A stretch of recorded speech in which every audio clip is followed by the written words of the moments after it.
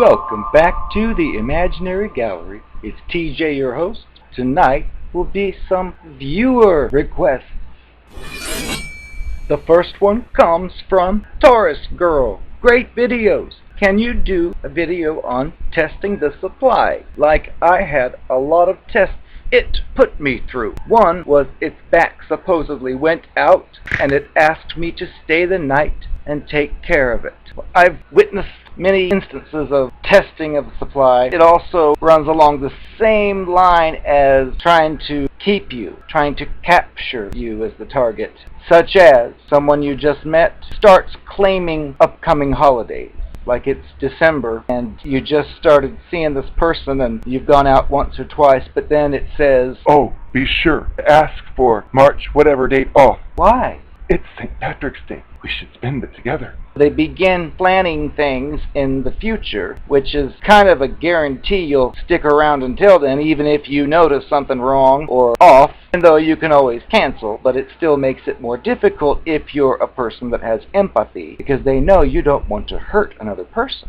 So they'll set these things up, in many cases things you never even thought about. Another thing they can do to test you, I've seen, is rushing to put your families together. Like again, you've been out just a few times together and you had an okay time, but then it starts saying, "Oh, I think that we should have your parents over and my parents over, and we should cook this dinner for them." And you'll think, why would we do that? You and I barely know each other. But those types of questions won't get you anywhere. That gives them an opportunity to perform their magic for your family, hoping that that solidifies their place in your life. If you start to back off and you tell your parents, "Oh, I don't think it's working," if it does its job right, they'll be saying, "Oh, that person was so nice. Oh, certainly you must be mistaken. You're being too hard on it, aren't you?" And they might take its side. Another thing it will do is if you try to set boundaries, like if it tries to see you every single day of the week, which is a form of isolation and control. But if you set some boundaries and say, "Look, Thursday is always going to be my family night. I'm going to get together with my sister or brother or whoever and spend that evening just the family together for whatever purpose." If you set such boundaries for Thursday, this type of creature will test you by saying something like, "I know you probably already have plans this Thursday since that's your family night, but I just thought you should know that I've got 2 tickets.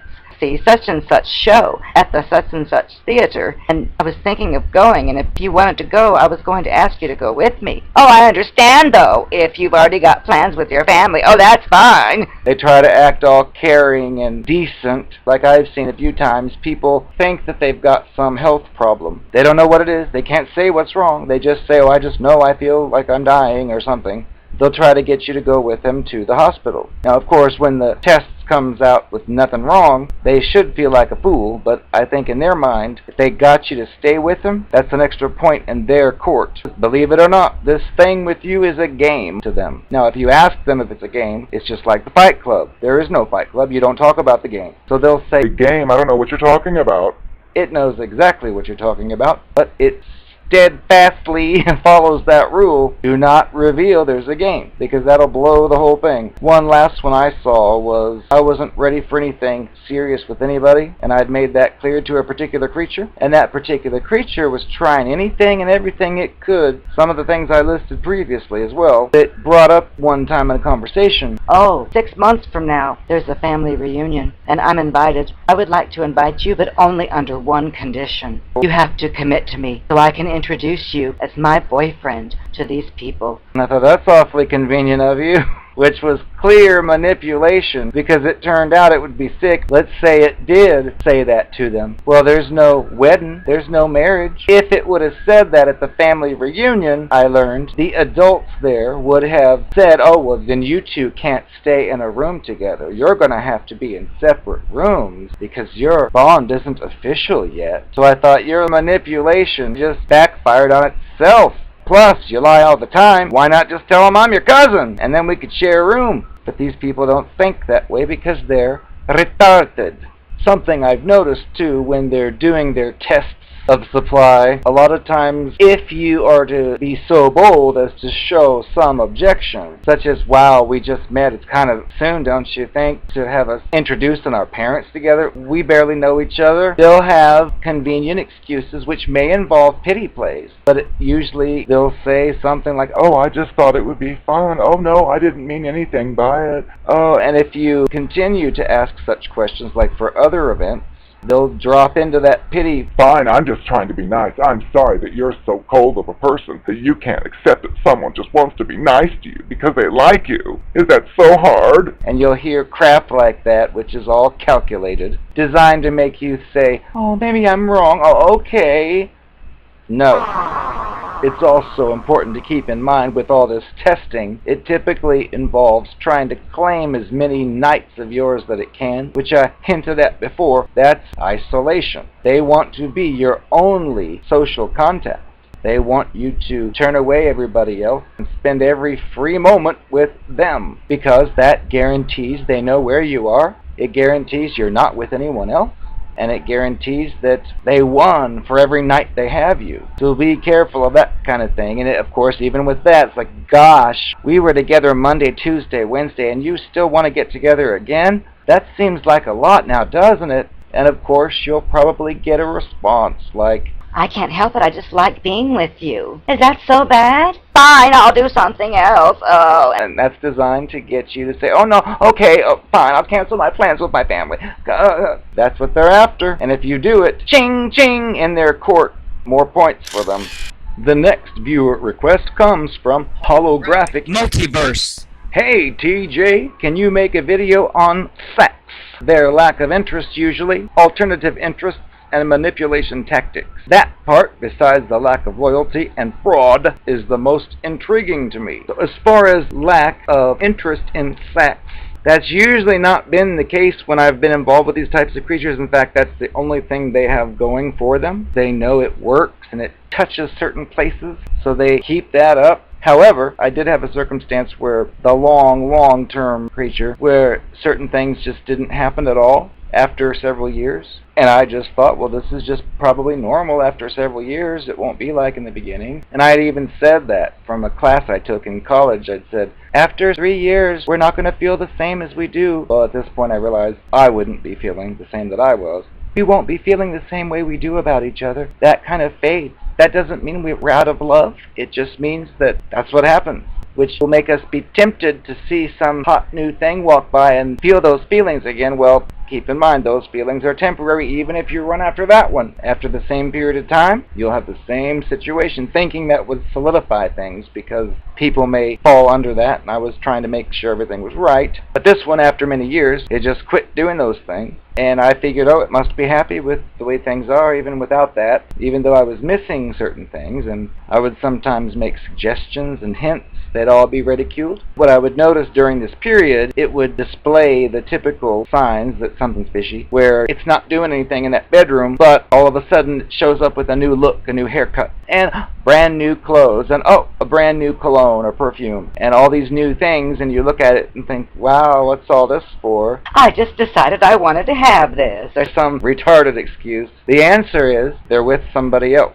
and evidently being with you is comfortable, or handling certain needs it has, so it wants to branch off and start up a new relationship behind your back. And it will lie and manipulate and make up stories about where it's going or where it was. You'll start noticing things like, for the first 7-8 years, you've always been together on the weekends, you've always done this throughout the week, but all of a sudden the person says, oh, I'm going to be going off with my whoever, friend, or such and such. Oh, I won't be back tonight, or I'll be back later. Something that's different. Well, it would be any normal response to say, wait a second, in all these years you've never done this, what, something going on? And of course you'll be attacked, usually, oh, you're paranoid. It's just, I want to do blah blah blah with whoever, whatever excuse it gives. But you know, and your instinct gut feeling tells you, this isn't normal, this isn't what usually happens. What, something is up, what is it? Especially if you notice like a certain name being mentioned more often than usual. And if you ask, what about that? Oh, it's got a boyfriend or a girlfriend. Something like that will be a quick answer, so you'll think, oh, well, that's safe then. They know all these tactics. They pull them. Or they'll say, oh, she's ugly, or whatever the case is. Yes, they love to manipulate things and blame you. Well, it's your fault. We didn't make love enough, so I had to go to someone else. Even though you attempted to discuss the matter and see if something extra needs to be done, because you're still a young person, you're not ready to say it's all over yet.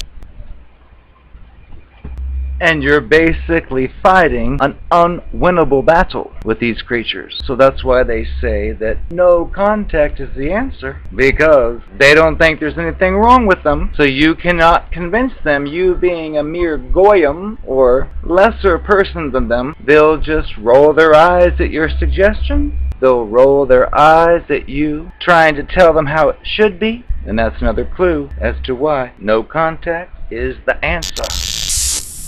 Ariana Grande. If you call me Ariana Grande one more time, I'm through. I love my new shoes. Thanks for letting me have them. But you look like Ariana. TJ, quit making fun of me and calling me names. Do you want me to do the show or not? You better. I'm going to edit this, and I'm going to leave this part in this so they can see how much of a jerk you are to me. I've never done anything wrong to you. Whatever you say, sugar lump. Fine. I'm the Narcopath, and I'm here to give you some more confessions. Isn't that sweet? Okay, that's enough. Don't you do that again.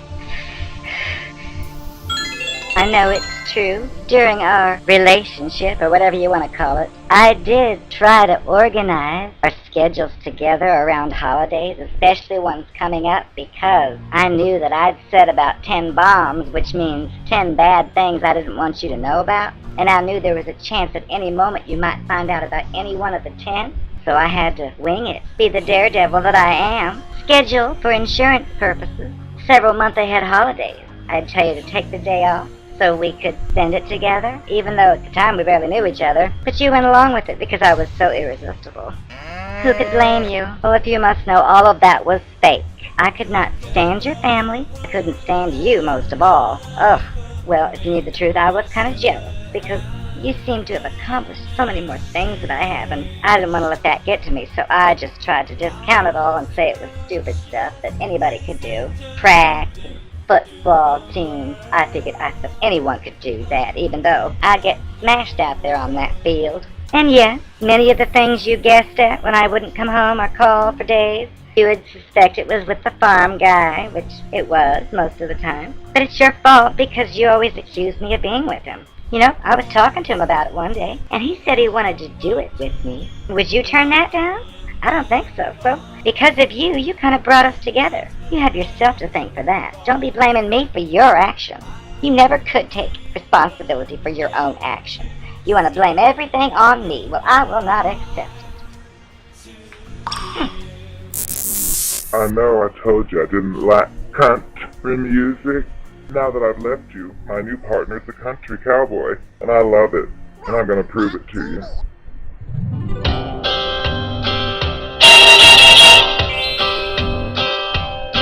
She was a big bone gal from southern Alberta. You just couldn't call her slow. You came bed every Saturday night. She'd be heading for the Legion Hall. Put her blue dress on and she Googled ahead. Oh, she's been waiting all week. With a bell and a step and a wheel. Swinging down the street. You could tell she was ready by the look in her eyes. The baby to the ground. She was with